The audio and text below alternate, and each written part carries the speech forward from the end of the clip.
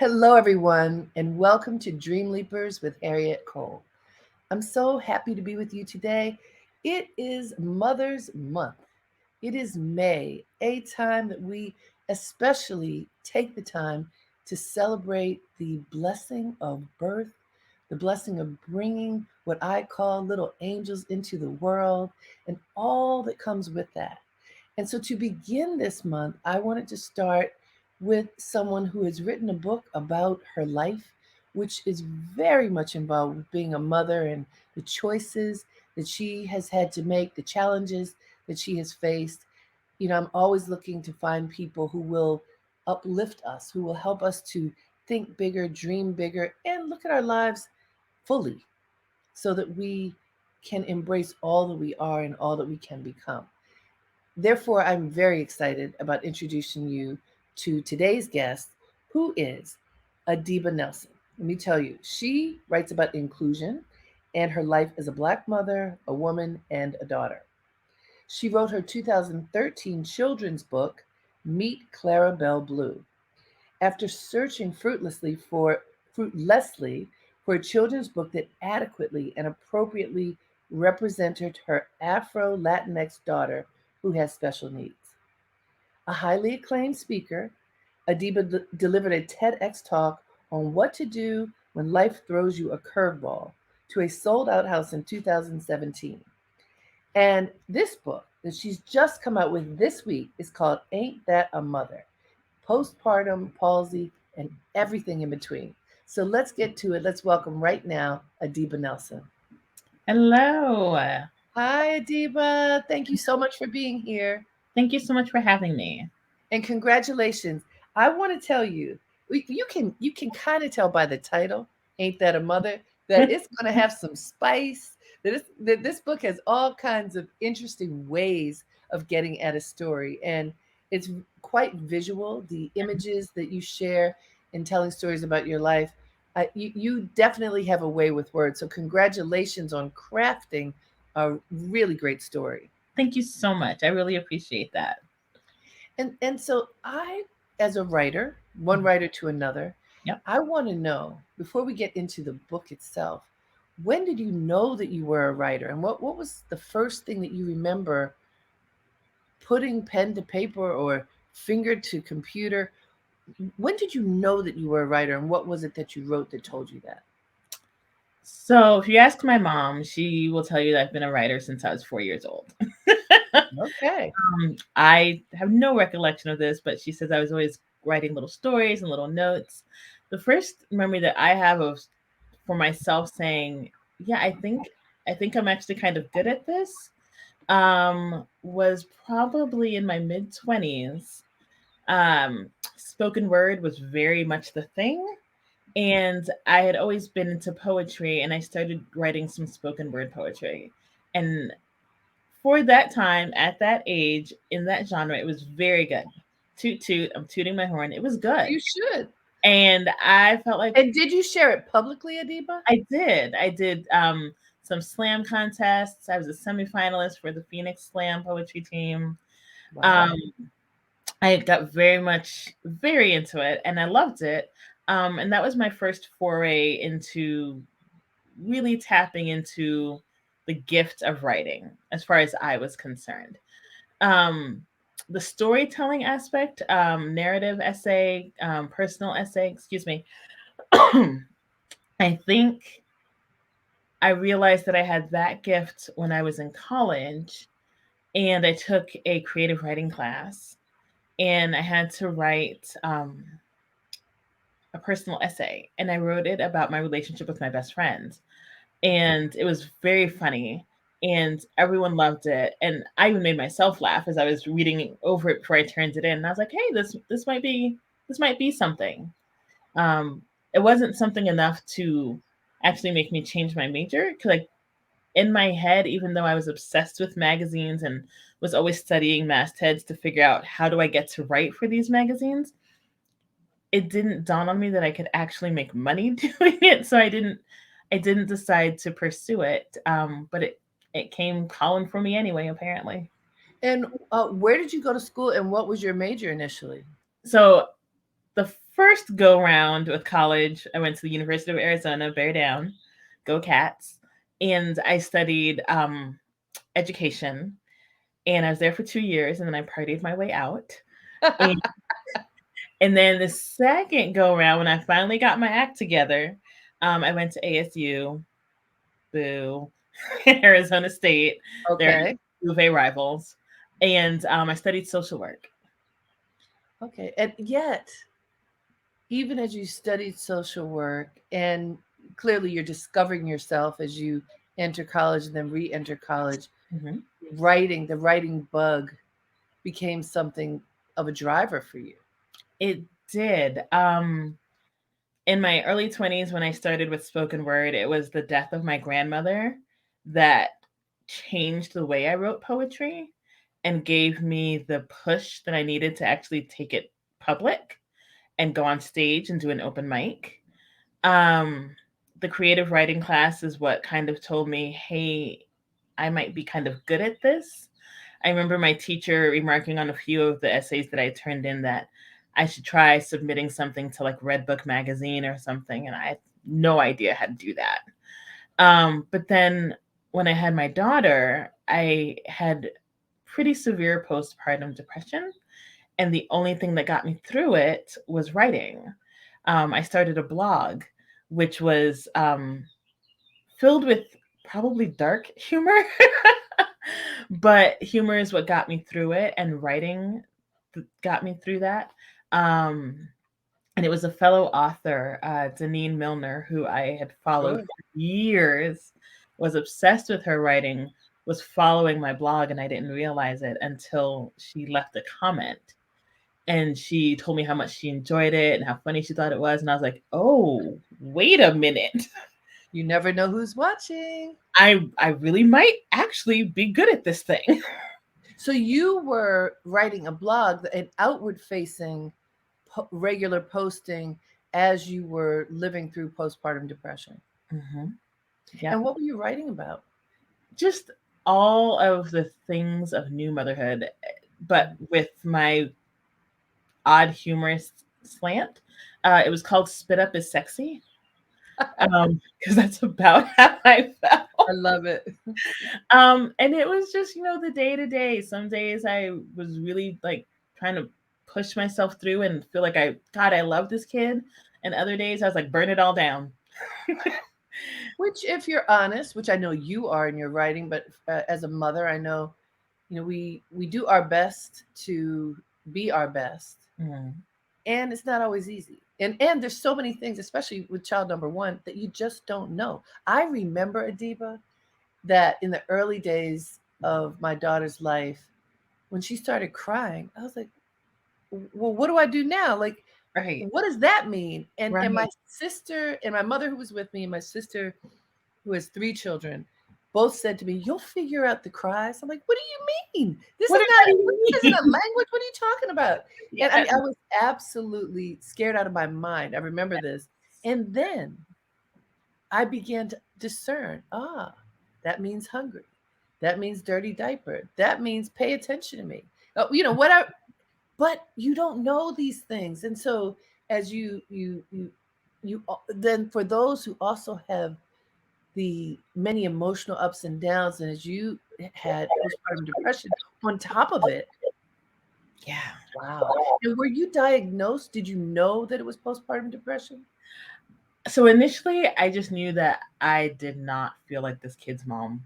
I felt so detached, and I was crying all the time. And then when I went for my checkup, I think it's like 2 weeks after you have your baby, you go back to your doctor for a checkup to see how you're doing. And she had me take a survey. It's called the Edinburgh Postpartum or Postnatal Survey or something like that. And it basically is a list of like, I think 20 or 25 questions that you answer, or 12 questions, some amount of questions that basically score where you're at post baby. And I think the most you should score where you're like in the red zone is like 30. And I think I got like 25. Mm. And my doctor was like, okay, how are you feeling these days? It's like, you know, you know. And it's not something that within the Black community or even the Latin community, some half Puerto Rican, we just don't talk about it. Right. We don't talk about mental health until recently. I'd say it's a fairly recent thing that within our communities we're starting to talk about mental health. But 2008 and previously, it just wasn't a thing that culturally you discussed. Right. And as women, we typically don't discuss with other women our lives post baby, how we're feeling, because the media and society kind of spoon feeds us this idea that you have to be in love with your baby as soon as it's born, and anything outside of that is not okay. It's not normal. It's dangerous. It's abusive, and And there's something wrong with you. that there's something wrong with you. And in reality is no, it's actually normal. A lot of women don't feel that instant connection to their baby, but we don't know it because we're not talking about it. Mm. And I just didn't. I remember when they brought her in after she was born, they brought her into my room and I just stared at her in her bassinet. And I remember everyone kept saying, "Oh my gosh, you're a mother, you're a mom now, this is your baby." And it just did not register. And I kept looking at her in her bassinet and thinking, well, they say you're mine and I'm supposed to take you home, but I don't know. Yeah, it's very real. It's very real. And also, your child has special needs. Did you know that at birth? The only thing that I knew at birth was that she had what's called Erb's palsy, where her left shoulder area, it's called, the technical term is your brachial plexus, was underdeveloped. And so at birth, she really had no use of that arm. It kind of laid limply by her side. But other than that, no, I had no idea that there was anything else going on. And we had a lot of ultrasounds while I was pregnant because I was considered a high risk pregnancy. So we had done the regular ultrasounds, and then I'd gone to a perinatal specialist and done a high res ultrasound, and nothing ever showed up. And so there wasn't any knowledge. The only thing that was really shocking when she was born, other than her left arm being so much smaller, was her weight. She was a lot smaller than we thought she would be. She was only about 5 pounds, 13 ounces. We thought she'd be. And did she come to term? 38 weeks. Okay. And we thought she'd be about 7 pounds. But also, and maybe other people know this, but I surely didn't know this, my child came out white, like bright white, white as day. And you're like, wait a minute, is that my baby? Right. The first thing this child hears her mother say is, "Why is she white?" Like, that's probably not a good way to start your mother-child relationship. But I was, you know what, Adiba, that's so interesting. And for folks who may not have had a baby yet, or you're not seeing me or Adiba. Adiba is a brown-skinned Black woman and Afro-Latina, and like most babies are born lighter than whatever color they end up being, which I actually learned that early on. I don't remember why. I guess seeing babies, and they often warm up, I guess is what some mothers would call it, over time. I only once saw a baby in the ward at the hospital who was a gorgeous chocolate brown newborn, day old. And that baby's parents, both of the parents were very, very dark brown skin. Like the color of their skin reminded me of when I went to the Ivory Coast in West Africa. And the way the sun hits your skin in that part of the world is just different. It's like I became much browner than I normally am. And those parents had that sun baked in their skin, and that baby did too. But generally speaking, like you say, I mean, the children often come out white or close to that, even when their parents are brown. I had no idea. Nobody told me nothing. And I immediately turned to her dad and I was like, "I swear to you, I did not cheat on you. I promise you, you were the only one. This is your baby." Like, I didn't do anything. And my dad was was like, she'll get her color. She's fine. I was like, are you sure? Because I'm very brown and that's very white. Okay, y'all, we're having too much fun. Let me remind you of where you are. You are listening to Dreamleapers with Harriette Cole here on WBAI in New York City. That's 99.5 FM and everywhere online at WBAI.org. We are currently talking to author of a book that has just come out this week, just a couple of days ago. It was born into the world. It is called Ain't That a Mother? Postpartum, Palsy, and Everything in Between. The author is Adiba Nelson.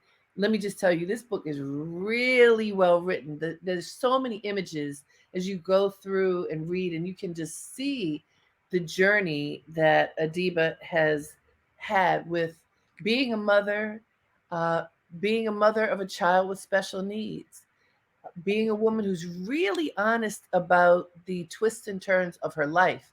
And I know, Adiba, I really appreciate that. I just was at a book signing for Viola Davis Mm-hmm. today. Mm-hmm. And one of the things that she talked about that I see in your book is the importance of telling the truth, of Yes. being honest, of being human, of allowing your humanity to show. And she said that for a lot of people have the false impression, especially Black people, Mm-hmm. but really people, that you have to be perfect. Yes. So that there's a list of things about yourself that need to be perfect. And she said the only way to get to whatever your vision of perfect may be is if you allow yourself to have all the other things too, because a whole person can't erase the other part. You are all of those things. And in Right. your book, I feel that you are sharing all of those things. And I think it might have been a bit of a challenge sometimes. Some of the things that you've written in here are pretty raw and real. Mm-hmm. Mm-hmm. And why did you choose to be so forthcoming? Because I'm not the only one. I know, as sure as I am with the nose on my face, that I am not the only human being on this planet to experience some of the things I've experienced. Whether it be through motherhood, relationships, career, uh, parent, mother daughter, like my mother daughter relationship. Some of these things are universal. Some of these things are exclusive to the cultural communities that I come from, whether it be Latin community or the Black community. But some of these things are universal. And I think it's high time that we stop trying to hide the dirt. Like, nobody benefits from us walking around with masks on. I don't want to see your representative. I want to see you. I have a friend who always says, I can't know you without you knowing you. They can't know me, and you can't know me without me knowing me. And I Beautiful. just, I just felt like there's that line in the movie Tombstone. Val Kilmer's character, I think he plays Doc Holliday or something. That's not important, but his line is, "I'll be your Huckleberry," meaning, I'll take it. I'll be the one to go out there and do it. And I kind of felt like, as a woman, as an Afro Latin woman, like, it's time. As the parent of a child with a disability, it's time that, our stories are told from our perspective. And if it means that it has to get a little bit ugly, then it gets a little bit ugly, but it's real. And it's a story of, I wouldn't be the woman that I am today, the woman that, like, people want to be friends with. I hope my friends want to be friends with me. Had I not gone through these things, I wouldn't be sitting here talking to Harriette Cole, who I first, adored on the Today Show 20 years ago. Had I not gone through these things, everything had to happen the way it did. And it's okay to say, I went through the muck and the mire, and I'm here, and I'm still here. I think it's very powerful that you've made those choices. And, one of the things that I do with my Dreamleapers platform, off air as well as on air, is to engage people who will tell their truth. to tell what the journey has been so that they inspire others. Mhm. And I work with people on a regular basis to help them access their greatness and cultivate it and stand in that and make that manifest. Because I firmly believe that if you do that, not only is your world a better place, but our entire world is a better place. Mhm. And it takes being honest in order to do that. And that's exactly what you're describing. I want to go back to your daughter, Mhm. who you write about so beautifully in your book.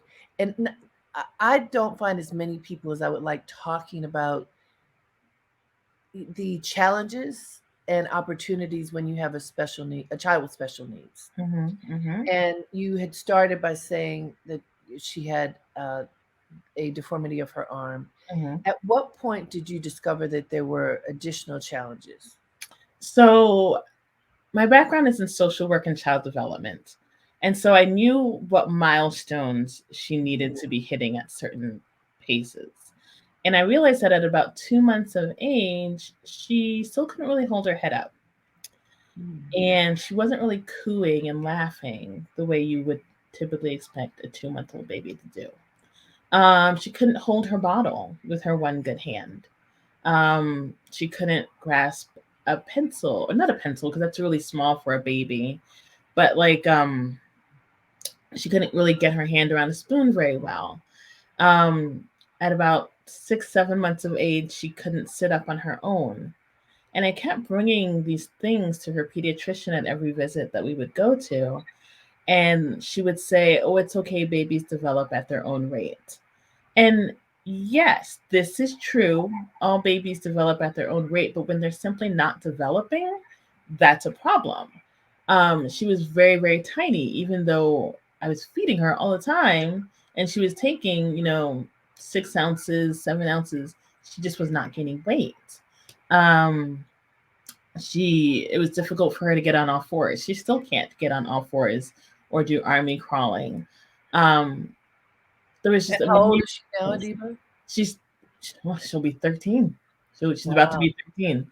Um, but as a baby, there are certain milestones that you're supposed to hit, and it just was not happening. And her posturing was a little bit off. She kind of always kind of shifted to the side when I would hold her on my lap. Her hip joints were very rigid, and usually babies, you can move their body anyway. You can Right. hit them, whatever. Couldn't do it. And so finally, after bugging and bugging and bugging, I finally got her to give us a referral to Shriners Children's Hospital. But it was only for her arm, not for any of the other things that I had been saying was happening.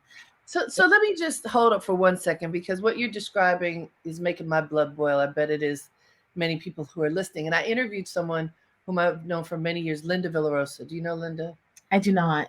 She worked at Essence with me for many years and now writes for the New York Times and just an incredible journalist. But she has spent many years researching Black women's health very specifically. Hmm. And she also was a contributor to the 1619 Project. But anyhow, I interviewed her recently because she has a book coming out about Black women's health. And she shared that there are now very clear statistics that say that doctors do not listen to Black women, Hmm. do not listen to Black moms. I Hmm. mean, comparatively, when you look at other people, and I mean, from the point of having still child mortality being the highest among Black women Hmm. and families, Yep. and what you were describing, a doctor not taking you seriously when week after week, month after month, you're coming in to say, wait a minute, Right. here's something wrong with my child. I know there's something wrong with my child, other than the obvious with her arm. Well, I And think, oh, I'm sorry, go ahead. go ahead, go ahead. Well, I think the kicker here is that this doctor, this pediatrician, was also a new mom herself Oh, and just was not listening, would not take me seriously. And I say that to say, like, if there are any moms listening to this, especially new moms, you know what you know. yeah. You carried that child for 9, 10 months. You know that child's sleeping patterns, you know their habits, you know what you know. If something does not feel right, doesn't look right, doesn't seem right, be the thorn in the side. I think also as women we're taught like, don't make a scene, don't push. You don't want someone to like get annoyed that you're pushing and then take it out on your baby. Like as mothers, that is our job. We have to be that mama bear. We have to push. And had I not done that, I don't know that we ever would have gotten that referral to Shriners. And because I had already been doing my own research, and my mom had been a special education teacher when I was a kid, and I was familiar with what like cerebral palsy and other disabilities looked like, I had done the research and I was like, I think what we have here is cerebral palsy. And I think that there's also this other thing called schizoncephaly, which I've never heard of, but it kind of what I'm seeing here presents as both of these. And so when we went to Shriners Children's Hospital and the pediatric orthopedist came in, she said, "Oh, we're here to see about Emery's arm." And I was like, "Well, technically, but not really." And I gave her the rundown of what I had been seeing and what I thought it could be. And she's like, "You know what? You might be right. Let me bring in the pediatric neurologist." And that is how we finally got the diagnosis. And so, was she diagnosed with both of those illnesses? Yep, she was diagnosed with both cerebral palsy and bilateral schizencephaly, which is both sides of the brain. She has a hole on either side, upper, I think it's upper right and lower left, or lower right and upper left. I forget how it works. Um, but it affects her fine motor, gross motor, and speech. Um, but she's doing great. They said she might not walk, she might not talk, she might not do all these things. And when I got married, she walked me down the aisle. She definitely has a vocabulary, and what she can't say with her mouth, she can either do sign language or use her communication device, which she has figured out how to. Now, I'm not advocating for this, but she has figured out how to call me the B word. She uses the word bench when she doesn't get what she wants. And while I'm not okay with it, there's the part of my brain where it's like, as a mom to a kid with a disability, that is amazing because you found the right button. You know that what it sounds like. You used, motor planning to get there. You're expressing how you feel. It combines all these different like therapeutic aspects. But then like the mom side of me is like, if you ever in your life think it is okay to say this to me, I will snatch you. Your whole life, I will snatch it that quick. It's so funny. So, And it's interesting how we have to wear different hats depending upon right, what's going on. right. So, I'm walking in both worlds. I'm walking in like the world of disability parenting, where we're applauding all the things, even if they are in the regular parenting, not the greatest things. But then on the parenting side, I'm like, don't forget, I'm still your parent. I'm still in charge here. Well, as I was reading your book and you make the point of full on cheering things that, you may not think it's the very best thing, but it's the best thing because your child was able to do it. Yeah. I thought about it, and my daughter, who is now 18, about to go to college, which is amazing. Uh, I remember when she was little, and we would go to those concerts and recitals and this and that. And here's the example, Adiba. One time we brought a friend Mm-hmm. who had never come to the school. This is at her elementary school, and they were in a talent show. And all of us parents, we are cheering on our kids. Some of their performances were horrible, but we are still, these are Oscar award-winning performances in Right. our minds. And Right. and our friend afterwards, she's like, "Seriously, Harriet? You all let those kids get on stage to do that?" And I was so offended, Adiba. Like, what are you talking about? Like, you are just too harsh. You know how you get your mama back up. How Yes. dare you? But I'm just saying it to say to you, my dear, we all think our kids are Yes. spectacular, and Yes. honestly, sometimes they're not, but they are in our Mhm. eyes, and through our eyes, they have the potential to thrive or not. Right. And that loving accolade is certainly what helps them to get to the point of thriving. So I want to know from you. You suffered postpartum Mm-hmm. depression. Mm-hmm. You know from birth that there's a problem with your daughter's arm. At a certain point, you realize that she has not just a disability, but serious Mm-hmm. challenges to her capabilities. What happened in your spirit when you discovered this, and how did you get yourself right to be able to have the strength and fortitude and vision to be the parent that you are today? So I think it's important to say that I did have a moment of grief when the doctor confirmed what I thought was going on. And that's very normal. You grieve the things that you thought you were going to have, the life that you thought you were going to have with your child. So I did go through that moment of, gosh, no ballet class, no cheerleading, no prom. Like, my mind just went, everything was snatched at that point. But then, my mom had this mantra, if you will, that she would always say, and still to this day, always says it, has a keychain of it: life is what you make it. Mm. And it was like, as soon as I started to like go down this list of things that we were not going to be able to do, I heard that life is what you make it. And I was like, oh, wait a minute. Hold up. I forgot who I am for a second. Yes. And first and foremost, I am this child's mom. So, no, we're going to do all the things. We're doing all the things. And it was just maybe like this righteous indignation of, oh, you can't tell me what we're not going to do, which is very much who I am. Sure. And I just decided, like, okay, this is the diagnosis. Cool. Let's start some therapy because we're doing all the things. That's And that's just kind of how we've moved through. And she's done all the things. She did ballet classes for a couple years, did a recital, was the cutest little thing there ever was. She's done indoor skydiving.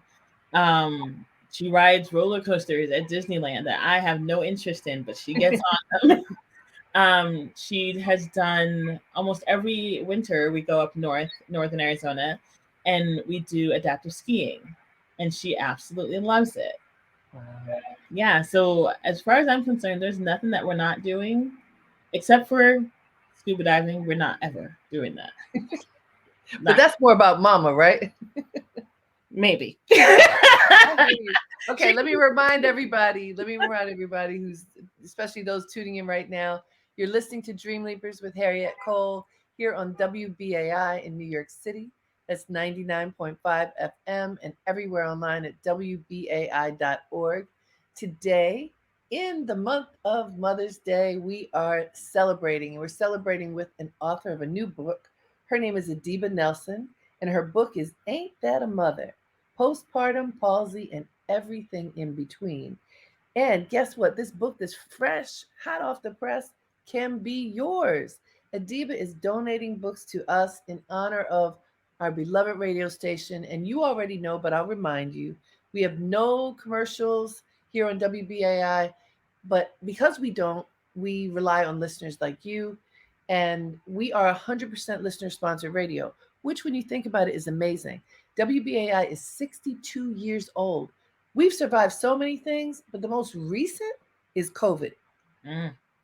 I remember coming to the radio station every week, driving from Harlem to Brooklyn to host my show, and then for 2 years we weren't coming anywhere, and we had to figure out how to use technology the way that we all have had to, using a digital platform to deliver content. So that we would never go off the air. We also had to keep engaging every listener that we could to be sure that we will be able to weather this storm financially, because every dollar that we make comes from listeners like you. Every now and then we get to sweeten the pot a little bit. We're always asking you to donate generously. But today, Adiba Nelson is giving us copies of Ain't That a Mother? And you may have a copy By offering a donation to WBAI of $50 or more, you can get a copy of Ain't That a Mother, Postpartum, Palsy, and Everything in Between. And what I want you to know is that this book, the stories are so good. It is funny, it is heart wrenching, mostly it is real. And also, fellas, it's for you too. It's really great for women and men to read stories of the kinds of things women go through. And I have to tell you, some of you fellas are going to read this and see yourselves in here and go, oops, I probably shouldn't act like that anymore. Because there's some brothers up in this book who have misbehaved, and Adiba is calling them out and saying, that's not the way you're supposed to act, fellas. And then there are others who are going to say, okay, I've done all right. I've done all right. But don't be afraid, fellas. You can read this book and learn and laugh. And ladies, you're going to enjoy it too. So if you would like a copy of Ain't That a Mother, Postpartum, Palsy, and Everything in Between, please make a donation of $50 or more to WBAI. You can call us at 212-209-2950. I'll repeat that, 212-209-2950. You can also go online at give2, the numeral 2, WBAI.org. And either way that you do it, when you are prompted, tell them that you want a copy of this book. Ain't That a Mother? You have to say that that's what you want, because there are lots of incentives that many wonderful people have donated to WBAI to ensure that we stay on the air and take care of each other. If you would like a copy of this book, just write in there and tell them that that's what you want, and you can have it. 212-209-2950. Make a call. You can make a call right after the show so that you don't miss any of our conversation. But don't forget to call. So, Adiba, I have to talk about something that it's serious, but something that you talk about in your book that I've heard many people say, and you give some statistics. Many Black women say there is an unfortunate cycle of single parenthood that many Black women have been a part of generationally, and in particular, many Caribbean women. And your family, at least part of your family, is from Puerto Rico, right? Mm-hmm. And part from the States. Is that well, Puerto Rico is the States, but you know. Yes, I got you. And you know, this is, like it or not, this is a part of our story. Right. And you write in the book that you were determined that you would not be part of this cycle Right. that you felt was challenging for your family. Yeah. And like so many others, ultimately have ended up as part of that cycle. Yeah. Can you talk about that? I mean, it's I don't think anyone creates life with the intention of doing it alone. Right? None of us set out to be single parents. Um but I do think that growing up as you're observing parenthood, whether it's your parents, your grandparents, um, you learn how to move and function in relationships. That's your example. And you decide what is good, what is not good, what works, what doesn't work. And for me, it's twofold. So I thought I was doing all the right things. Um, I had made note of what I didn't like, what I did like, but I think where I wasn't true to myself and how I have to take some responsibility for how I ended up as a single parent, right? Because I didn't listen to my gut. I didn't trust myself, Mm-hmm. and I didn't love myself enough to say, you know what, this isn't it. This person, this relationship, that little voice that I'm hearing, I didn't love myself enough to trust that. And I think sometimes, I'm trying to word this correctly. I think sometimes that cycle of not loving yourself enough is inadvertently learned by watching those that came before us. Sure. I don't think my mother intended to not love herself. I don't think she even realized that the actions that she was moving within were not loving to herself. Because self love, in and of its within this realm, is it's kind of a nuanced idea, right? It's not something that like my mother ever talked about. It's not something her mother ever talked about. I'd say with my generation, it's very much self care, self love, Yes. self worth. Motherhood today does not look like motherhood when I was coming up in the 70s, 80s, 90s. It's very different. Motherhood today involves building community, it involves sharing in the mothering with other mothers, right? It really, I feel from my experience, has kind of come back to the whole it takes a village. And within that village, there will be people that show you you. Sometimes it's your therapist, sometimes it's your pastor, sometimes it's your best friend. For my generation, therapy is very much a thing that we do Yes. because Which is new. That's a it's new part of that's making a new cycle. right, which is something that my mother didn't do, her mother didn't do, and like it just was not. There was no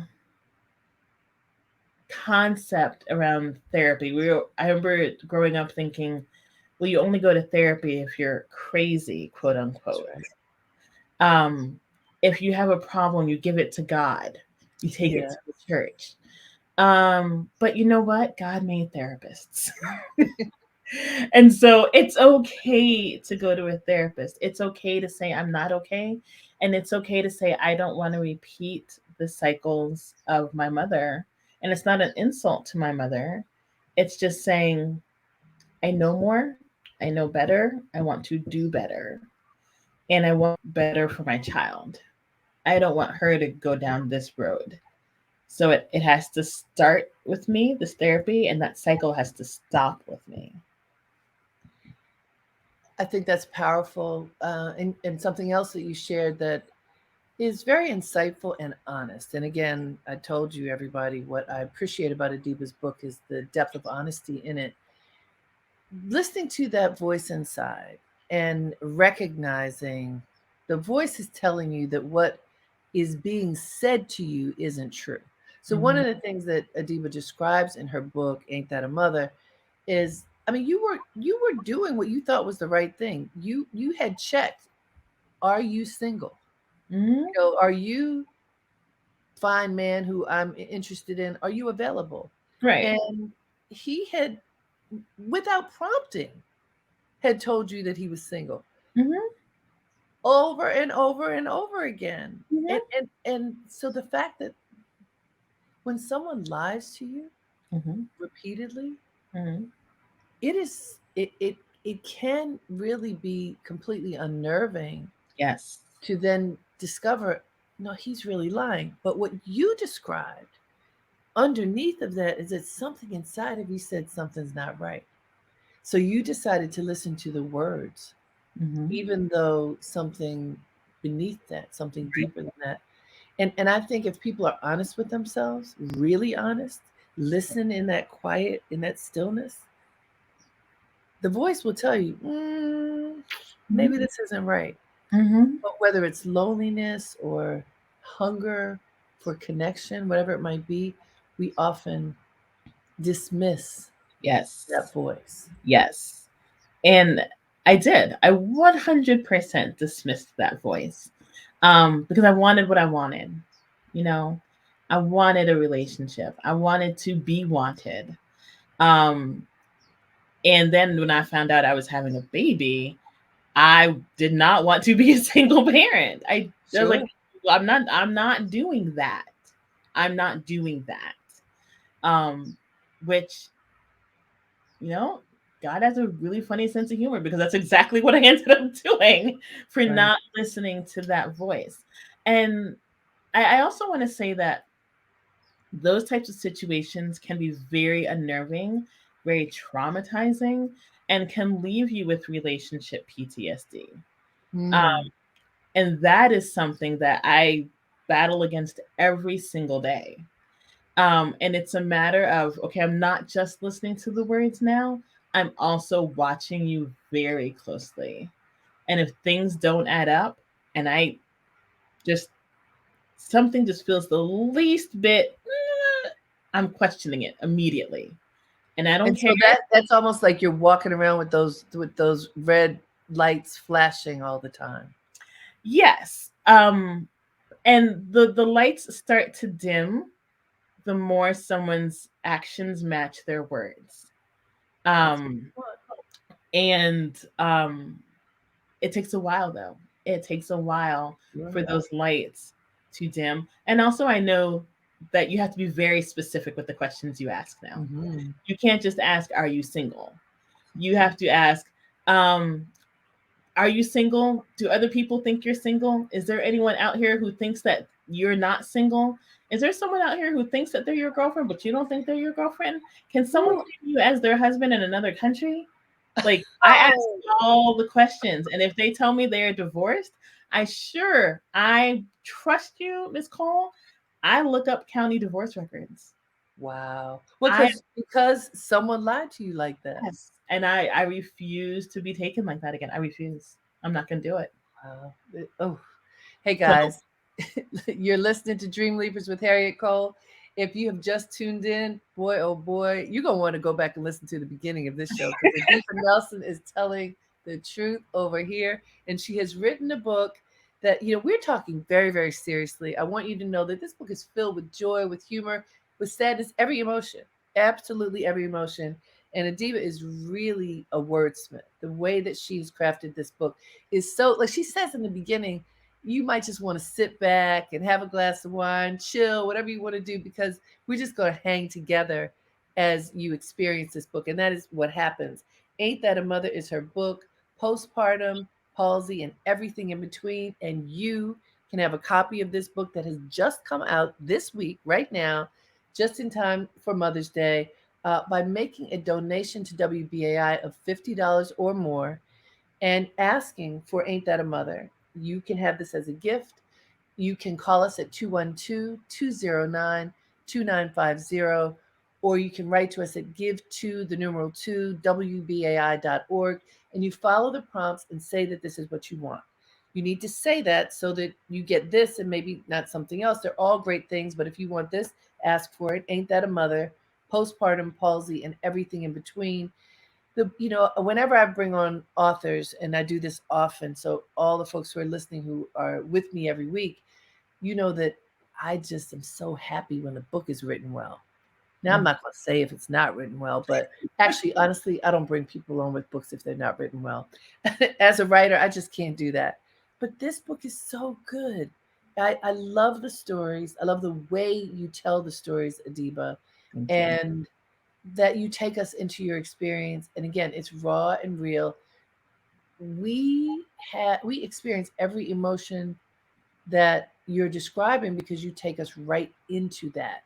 And for anyone who is part of the Dreamleapers community who wants to be an author, another reason to read your book, I say, Adiba, is because they can get a lesson in writing.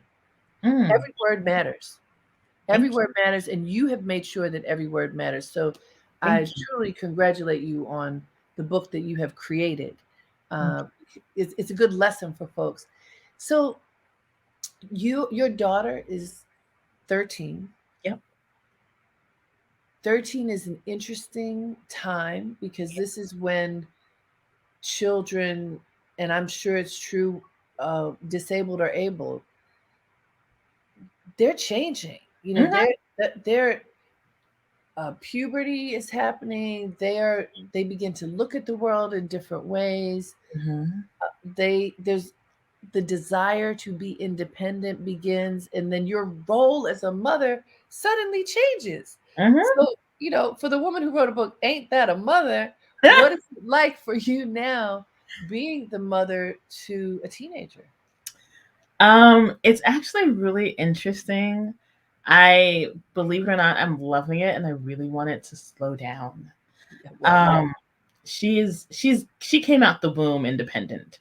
Um, but just start there. She came out knowing exactly who she was, what she wanted. Like, can't change her mind. She's set.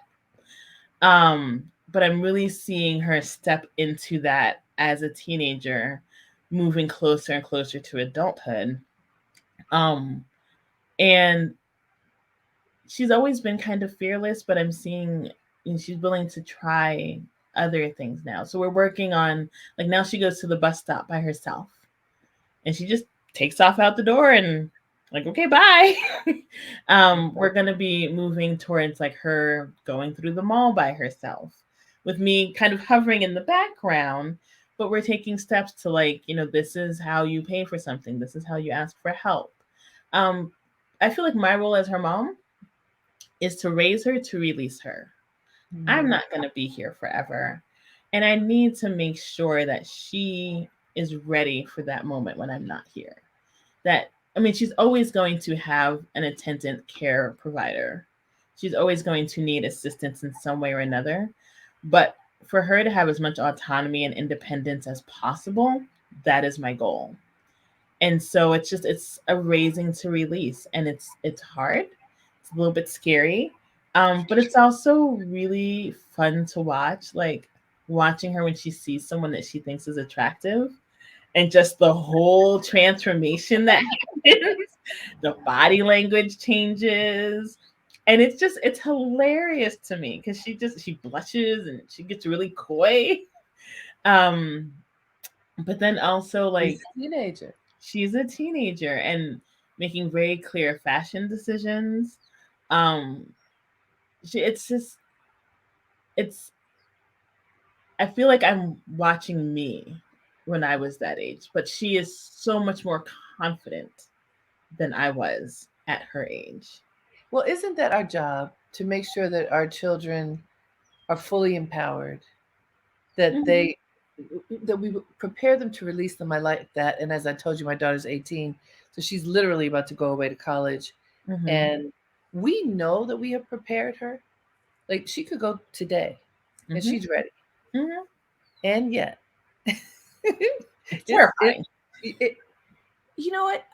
So I'm not going to say terrifying. I'm going to say we're so connected Mm-hmm. that it's that she's ready to release. It's like, okay, are we going to be ready to release? There's that. Yeah. There's Yeah. that. And I want to say too, one thing I've learned from you're describing as a mother of a disabled child. And I'll give you an example. We have friends who went to a school, that a small public school, where children with disabilities, sometimes very severe, were in the classroom with able-bodied children, Mm-hmm. intentionally, Mm-hmm. so that uh, they would learn from each other. Mm-hmm. Mm-hmm. And what I learned from listening to my friend who had a child in one of these classes was just, obviously, a level of compassion was developed early on, uh, from the able-bodied children who had to slow down sometimes in order to wait for something to be completed, Right. but also this sense of similarity. And what you're describing, whether it's on the part of the child or the parent, you just said it could be so easy for a parent of a disabled child to say, I have to do everything. And let me tell you how many parents of able bodied children feel they have to do everything. And then their children are not capable of Right. being independent because they have hovered too much and they've done everything.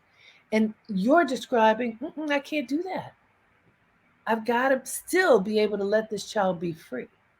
And well, and let me tell you, like, I have to check myself because as a mom, like, sometimes I'm like, oh, just let me do it. But then I'm like, no, like, she's got to figure this out. Yes. And then there are times where she will come to me and be like, do this. I'm like, you good? You can do this. And we keep it very real. Like, I am very real with my child. I talk to her like I'm talking to my homie. And I remember one time she wanted me to do something and she could have done it. It was so easy. And she kept bugging me, like, you do this for me. You do this for me. And I was like, look, you got one good arm. Figure it out. Ooh. like, you can do this. And she looked at me, just and stormed off, but she figured it out. She did it. I was like, look at that. You and your one good arm, you did that. Go Oh, you. that's beautiful. Hey guys, Adiba Nelson, author of Ain't That a Mother? Postpartum Palsy and Everything in Between. Congratulations. Thank This is you. a beautiful book. And I just want to say, I see the movie, I see the TV series, I see something. Do we think we're going to see something? From your mouth to God's ears. All right. Stay tuned, everybody. I believe you read it and then you'll see what I'm talking about. Thank you so much. Thank you. Thank you so, so much. Thank you, everybody, for tuning in to Dreamleapers. It's always great to talk to an author. And this book, read this book, Ain't That a Mother? Pick it up now. Pick it up through WBAI with a $50 donation, and you'll be doing our station a favor and yourself because you'll get this great book. Until next time, have a great day and make it count.